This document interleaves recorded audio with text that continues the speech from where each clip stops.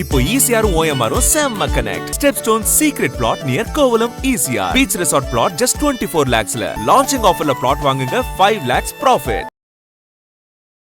அதிகாரப்பூர்வமா அவங்க யாருமே இன்னும் வந்து அந்த கட்சிக்குள்ள போறான் எம்எல்ஏ பதவியும் ராஜினாமா செய்ய அவங்க திமுகல தான் அவங்க வந்து எப்போ திமுக சிம்பல்ல நின்று திமுக எம்எல்ஏவா ஜெயிச்சிட்டாங்களோ முடிச்சு போச்சு. அப்போ அது எல்லாத்துக்கும் வைகோ ஒத்துக்கிட்டார். எல்லாத்துக்கும் ஒத்துக்கிட்ட வைகோ இன்னைக்கு வந்து எதுக்கு வந்து இப்படி பேசணும்? அந்த எம்எல்ஏ அவரை விட்டு போயிட்டான். 107 சீட்டு வந்துடுச்சு. 118ன்றது இன்னும் 11 சீட்டுக்கு ஒரு தம்மு கட்டினா பிடிச்சிடலாம். இன்னொரு தடவை எலெக்ஷன் வச்சு வருமானதெல்லாம் சந்தேகம். அதனால எப்படியாவது இந்த அரசை காப்பாற்றிக் கொள்ள இவர்கள் துடியாய் துடிக்கிறார். எங்க கட்சியில இருந்து ஆட்களே வந்துட்டு வெளியில எடுக்கக்கூடிய வேலையை திமுக பார்க்குதுன்னு திருமாவளவன ஒரு இடத்துல பேசும். ஆமா, அது உண்மைங்க. இன்னைக்கு ஆள் பிடிக்கிறாரு விஜய்னா திரும்ப பெஞ்சமினை சேர்த்தது யாரு? உங்களுக்கு வேணும்னா நீங்க சேர்த்துப்பீங்க. எதிர்கட்சியா இருக்க உங்களுக்கே தேவைப்படும் போது 8 சீட்டு துண்டு ஊதி அவங்களுக்கு தேவைப்படாதா? உங்களாலேயே பண்ண முடியும் போது அவங்களால பண்ண முடியாதா? திராவிட முன்னேற்ற கழகம் வந்து மக்கள் பிரச்சனைகளை பற்றி கவலைப்படாம யாரையாவது பிடிக்கலன்னா அவங்கள போய் நோன்றது, அதையே ஒரு பிரச்சனையாக்குறது. இன்னைக்கு மாநிலத்துல எவ்வளவோ சிக்கல்கள் இருக்கு, அதை பத்தி பேசாம இப்படி பண்றதுன்றது வந்து திமுகவோட போராட்டம் மக்கள் மத்தியில் எந்த ஆதரவும் இல்லை. ஒரு நெகட்டிவ் பாலிடிக்ஸ்ல இன்னைக்கு இருக்காங்க. திமுகவுடைய அரசியல் என்பது இன்றைக்கு ஒரு எதிர்மறையான அரசியல். ஒரு விதத்தில் இது தற்கொலை அரசியல். சீமானை பொறுத்த வரைக்கும் பொது வேட்பாளர்னா அவர் கண்டிப்பாக இவ்வளவு நாள் கட்டி காத்த அரசியல் வந்து முடிவுக்கு வருகிறது. பொது வேட்பாளர் என்ற கேட்டகரிக்குள்ள சீமான் போறாருன்னா அதிமுக வாக்கு வங்கி அவருக்கு டிரான்ஸ்ஃபர் ஆவதற்கு வாய்ப்புகள் குறைவு. ஏன்னா அந்த இடத்துல விஜய் கட்சி என்ன பிரச்சாரத்தை மேற்கொள்ளும்னா திமுக அதிமுக கள்ள உறவு என்று நாங்கள் சொன்னது நிரூபணமாக இருக்கிறது. பேரும் அல்லம்படி 6 முதல் 60% வரை ஆடி தள்ளுபடியுடன் சூப்பர் சரவணா ஸ்டோர்ஸ், சென்னை, மதுரை, கோவை.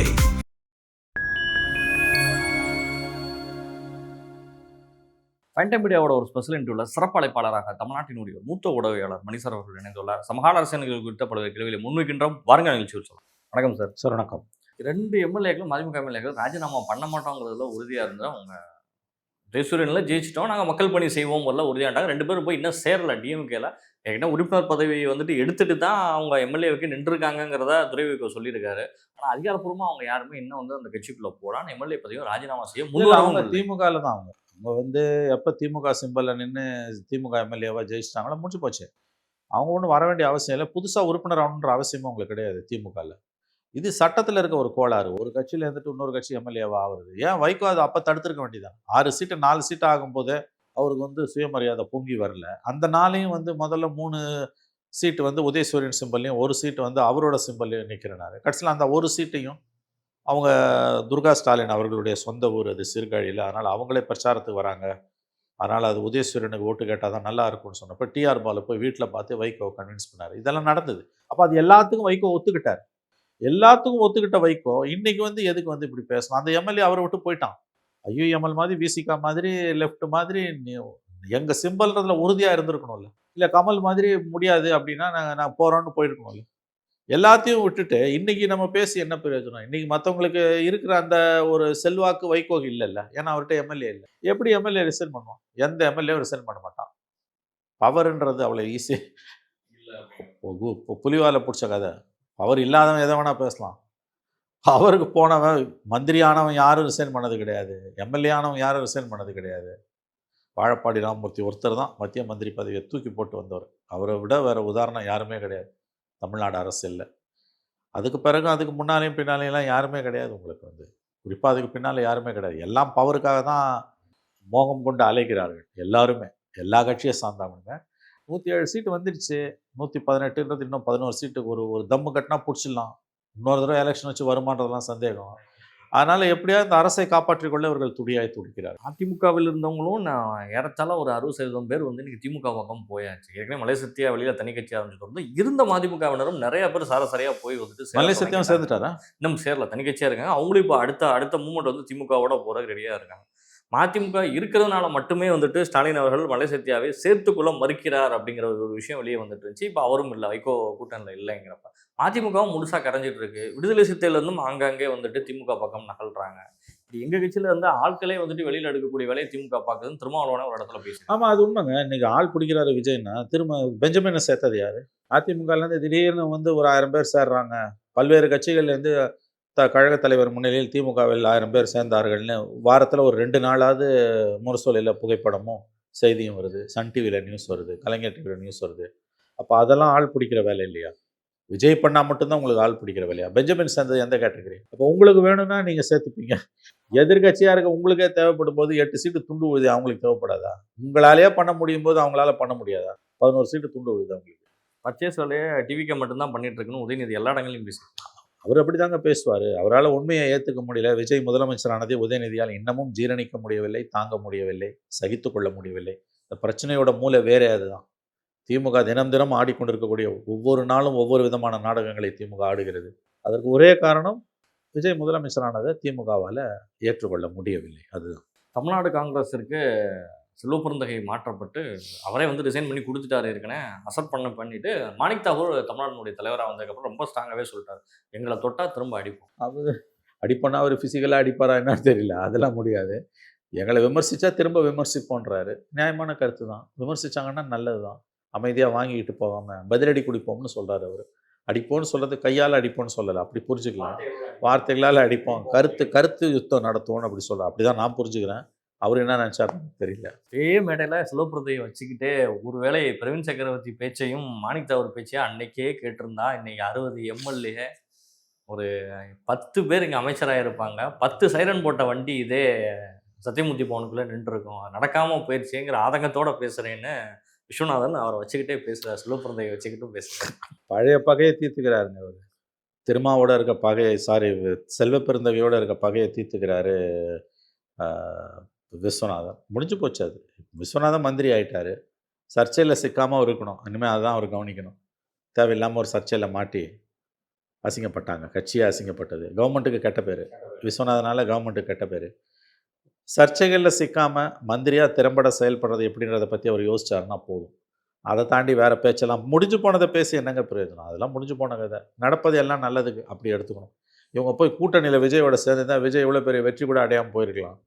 யாரையுமே பிடிக்காம தானே விஜய்க்கு போட்டாங்க. தனியாக நிற்கிறாருங்கிற ஒரு கம்பத்தில் தான் போட்டாங்க. இதே விஜயபாஸ்கர்லேருந்து எல்லாரும் போய் மொத்தமாக சேர்ந்துருந்தா என்ன நடமாயிருக்கு? என்ன இருக்கும் அன்றைக்கி கதை? அதனால் நடக்கிறது எல்லாமே நல்லதுக்கு தான். அதனால் பழச பேசுகிறதால எந்த பிரயோஜனமும் இல்லை.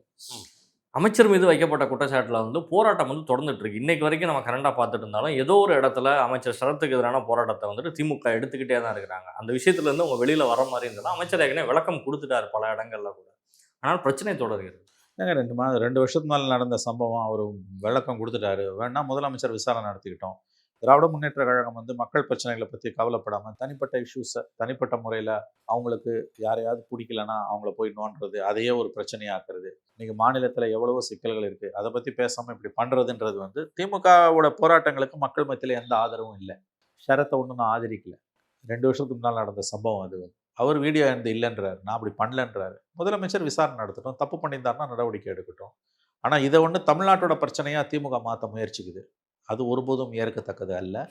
இப்படிலாம் பண்ணுறதால நாளைக்கு உண்மையிலே மக்கள் பிரச்சனைகளுக்காக திமுக போராடும் போது மக்கள் மன்றத்தில் அவர்கள் செல்வாக்கு இழந்து போவார். இப்பயே செல்வாக்கு இழந்து தான் கிடக்கிறாங்க. ஏன் ஆட்சி இழந்தோம், உங்கள் தலைவரே ஏன் தோத்தாருன்றதை பற்றி உங்களுக்கு எந்த விதமான கவலையும் இல்லை. மாறா எப்படியாவது விஜயை கவுத்துடணும். அதனால் சின்ன சின்ன விஷயங்கள் கூட வந்து பெரிதாக்கப்படுகின்றன.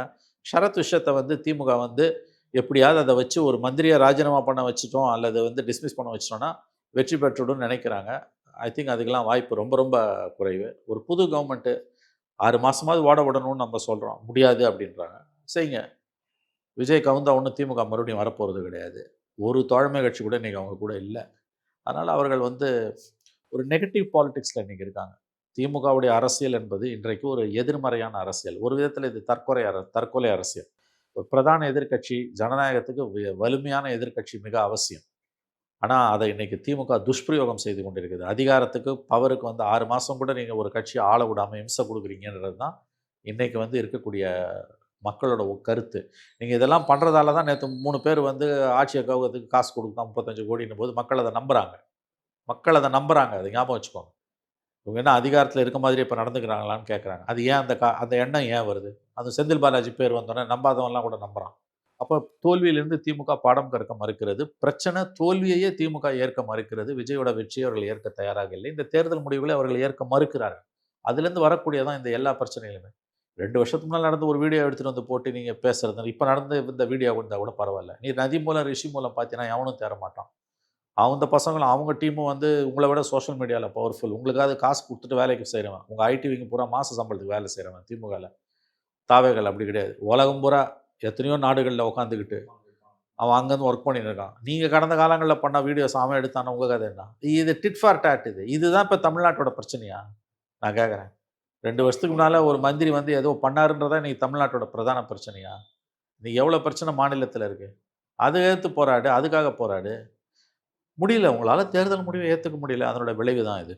சிவசங்கர் மாவட்டம் வந்து 4 மணி நேரத்துக்கு மேலாக விசாரணை நடைபெற்றிருக்கு. நிறைய கேள்விகள் கேட்கப்பட்டிருக்கு. அவர் ஒரு 35 லட்ச ரூபா அவர் தரப்பு ஒரு மோசடி அப்படின்னு சொல்றதுக்குள்ளேயும் ஆளுங்கட்சி அமைச்சர் மேலேயே கன்னியாகுமரி சைடு அங்கேருந்து ஒரு கம்ப்ளைண்ட் வந்து ராஜ்மோகனுடைய ஃபேமிலிக்கு எதிராகவே ஒரு குற்றச்சாட்டாக அந்த சைட்லேருந்து ஒரு பெண் வந்து கம்ப்ளைண்ட் கொடுக்குறாங்க. இப்படி மாறி மாதிரி வந்துட்டு புகார்கள் மட்டுமே தான் வந்துட்டு எல்லா இடங்கள்லேருந்து டிட் ஃபார் டேட். அது வந்து இவங்க பண்ணும்போது மந்திரிங்கள்லாம் தப்பு பண்ணி மாட்டுறாங்க. புதுசாக வந்த மந்திரிங்க மேலே வந்து கிளப்பி விடணும்னு பார்க்குறாங்க. திராவிட முன்னேற்ற கழகம் எப்படியாவது 4 மந்திரியாவது வந்து பதவி நீக்கம் செய்கிற அளவுக்கு விஜய்க்கு அழுத்தம் கொடுக்கணும்னு பார்க்குறாங்க. வாய்ப்பு இல்லை ராஜா. சீமான் பாஷையில் சொன்னால் வாய்ப்பே இல்லை ராஜா. இப்போதைக்கு அது முடியாது. 1 வருஷமாவது நீ உன் எனிமையை நீ தப்பு பண்ண அலோவ் பண்ணணும். நீ தினம் ஆர்ப்பாட்டம், தினம் போராட்டம், ஏட்டிக்கு போட்டியாக போலீஸில் கம்ப்ளைண்ட் எல்லாம் கொடுக்குறதால எதுவும் நடக்க போகிறதில்ல. மாறாக உங்களுடைய இன்றைய செல்வாக்கு மேலும் சரிந்து போகும். தேர்வு வாரியத்தில் நடந்த ஒரு முறைகேடையும் நீங்கள் கேன்சல் பண்ணணும் எக்ஸாமே அப்படிங்கிறதையும் எடப்பாடி ஒரு தரப்பு வந்துட்டு முன்வைக்கிறாங்க. ஆசிரியர் தேர்வு வாரியத்தில் நடைபெற்ற அது நியாயமான கோரிக்கைங்க. கண்டிப்பாக அது நியாயமான கோரிக்கை. டிஎன்பிசி 2 தடவை மோசடி நடந்தது ஸ்டாலின் கவர்மெண்ட்டில். பல ஆயிரக்கணக்கான இளைஞர்களோட வாழ்க்கையோட ஸ்டாலின் அரசு விளையாடியது. அதனால் இந்த தேர்வு வாரியத்தை பொறுத்த வரைக்கும் எடப்பாடியோட கருத்து 100% கரெக்டாக அதை நாம் ஏற்றுக்கொள்ள வேண்டும் என்று தான் நான் கருதுகிறேன். பொது வேட்பாளராக சீமானை கொண்டு வரணுங்கிற ஒரு முயற்சி வந்து ஒரு பக்கம் நடந்தாலும் இந்த இடைத்தேர்தலை சந்திப்பதற்கு ஸ்டாலினே திருச்சி கிழக்கில் இறங்கி ஆகணும்னு ஒரு சுச்சுவேஷன் இருக்காக கண்டிப்பாக அவர் இறங்குவார். சீமான் ஒரு பக்கம் நிற்பார். இந்த நிற்க போகிற வேட்பாளர்கள் எல்லாருமே ஒரு பெரிய பிக் ஷாட்ஸாக கொண்டு வந்து இறக்கணும், மக்களுக்கு அறிந்த ஒரு ஃபேஸாக இருக்கணுங்கிறதுல திமுகவும் அதிமுகவும் ரொம்ப மும்முரமாக செயல்பட்டு வராங்க. இது எப்படி பாருங்க? நிற்கட்டும், மக்கள் முடிவு பண்ணட்டும். திருச்சி கிழக்கில் ஸ்டாலின் நிற்பாரான்னு எனக்கு தெரியல. அது ரொம்ப ஒரு ஆபத்தான விளையாட்டுன்னு தான் எனக்கு தோணுது. இவரை பொறுத்த வரைக்கும், சீமானை பொறுத்த வரைக்கும் பொது வேட்பாளர்னா அவர் கண்டிப்பாக இவ்வளோ நாள் கட்டி காத்த அரசியல் வந்து முடிவுக்கு வருகிறது. திமுக அதிமுக ஆதரவோடு நீங்கள் நிற்கணும்னா இப்போ இவ்வளோ நாள் பேச வீராவேசம் திமுக அதிமுக பிஜேபி காங்கிரஸ் எல்லாம் எனக்கு எனிமின்றது எப்படி வந்து உங்களுக்கு அது எப்படி எடுப்படும்? ஒன்று ஞாபகம் வச்சுக்கோங்க. அதிமுக ஆதரிக்கிற ஒரு வேட்பாளரை அதிமுக சத்தியமாக ஆதரிக்காது. அதிமுக வாக்கு வங்கியின் அடிப்படை குணாம்சம் தெரியாதவர்கள் தான் இப்படி பேசுகிறார்கள். அவன் ஒருபோதும் 90% நான் சொல்கிறேன் அதிமுக வாக்கு வங்கி அவனுக்கு ஒரே ஒரு கொள்கை தான், குருட்டுத்தனமான பகுத்தறிவுக்கு பொருந்தாத ஆன்டி டிஎம்கே. அதை கைவிட்டதால தான் எடப்பாடி இன்றைக்கி இந்த நிலைமையில் இருக்கார். அது ஓரளவு கையில் எடுத்ததால தான் இன்றைக்கி வெற்றியாளராக இருக்கார். இந்த அடிப்படை புரிதல் இருக்கணும். அப்போ அதிமுக வாக்கு வங்கி என்பது 90% அது திமுக ஆதரிக்கிற ஒரு வேட்பாளருக்கு சத்தியமாக போகாது. 2+2 பாலிடிக்ஸில் சம்டைம்ஸ் 3 இல்லை 0 ஆகும். பொது வேட்பாளர் என்ற கேட்டகரிக்குள்ளே சீமான் போகிறாருன்னா அதிமுக வாக்கு வங்கி அவருக்கு டிரான்ஸ்ஃபர் ஆவதற்கு வாய்ப்புகள் குறைவு. ஏன்னா அந்த இடத்துல விஜய் கட்சி என்ன பிரச்சாரத்தை மேற்கொள்ளும்னா திமுக அதிமுக கள்ள உறவு என்று நாங்கள் சொன்னது இன்று நிரூபணமாக இருக்கிறது. மே 4ஆம் தேதியிலிருந்து 9ஆம் தேதி வரைக்கும் என்னை முதலமைச்சராக்க விடாமல் நடந்த சதி வேலை என்ன என்பது உங்களுக்கு தெரியும். எடப்பாடியை முதலமைச்சராக்க திமுக முயற்சி செய்தது. அதற்கான சரியான உதாரணம் பொது வேட்பாளர். இப்படி கொண்டு போவாங்க. அதனால் ஆவரேஜ் ஏடிஎம்கே ஓட்டர் அவன் ஒருபோதும் திமுக ஓட்டு போட மாட்டான். நோட்டாக்கு போடுவான், இல்லை பூத்துக்க போக மாட்டான். பாமகவும் அன்புமணி ராமதாஸ் இருவரும் இணைஞ்சாச்சு. ஏற்கனவே எங்களை வந்து நட்டாத்தத்தில் விட்டு சென்று விட்டா ராமதாஸ்ன்னு சொல்லி அருள் ஒரு பக்கம் இல்லைங்க. அப்பா மகன் சண்டையால் வரக்கூடிய சிக்கல்களில் ஒன்று, அப்பா பக்கமும் மகன் பக்கமும் யாராவது ஸ்டாண்ட் எடுத்தாங்கன்னா நாளைக்கு அப்பாவும் பிள்ளையும் ஒன்று சேர்ந்துப்பாங்க, இவங்க நடுத்தரில் நிற்பாங்க. அன்றைக்கி வந்து மாறன் பிரதர்ஸுக்கும் கருணாநிதி குடும்பத்துக்கும் சண்டை வந்தப்போ இதே மாதிரி தான் ஆச்சு. 1.5 வருஷம் பிரிஞ்சிருந்தாங்க, அப்புறம் சேர்ந்தாங்க. சேர்ந்த பிறகு அன்றைக்கு இருந்த ஒரு தொழிலதிபர், பிற்காலத்தில் 2Gயில் கைது செய்யப்பட்டவர், அவரே வந்து அந்த உடன்படிக்கையில் ஈடுபட்ட ஒரு தரப்பு வீட்டிலேயே போய் அடித்தாங்க. கலைஞர்கிட்டே போய் சொன்னாங்க. அதான் காசு கொடுத்து செட்டில் ஆகிடுச்சுல, அப்புறம் என்னன்னு கேட்டார். அதனால் அப்பா மகன் சண்டையில் அரசியல் அந்த கிராஸ் ஃபயரில் போய் கட்சிக்காரன் எவனாவது மாட்டினானா அப்பாவும் பிள்ளையும் ஒன்று சேர்ந்துப்பாங்க. நீ தான் தெரில நிற்பேன். உன்னை யார் அன்றைக்கி வந்து அந்த ஸ்டாண்ட் எடுக்க சொன்னது? அருள் எல்லாம் புலம்பி ஒரு பிரயோஜனமும் கிடையாது. அப்பாவும் மகனும் சேருவாங்கன்றது உங்களுக்கு தெரிஞ்சிருக்கணும். கண்டிப்பாக அன்புமணி வந்து அப்பாவோட இருந்தவங்க யாரையும் விட மாட்டார். தங்க கூட இருந்தவங்க யாரையும் அப்பாவால் காப்பாற்றவும் முடியாது. ஏன்னா அவருக்கு வயோதிகம் வந்து விட்டார். 2ஆம் தேதி அண்ணாமலையுடைய மாநாடு. பார்ப்போம், மாநாடு முடிஞ்ச பிறகு அவர் என்ன பேசுகிறான்றதை வச்சு பேசுவோம். நிச்சயமாக சார். நேரங்களை ஒதுக்கி பிள்ளைகள்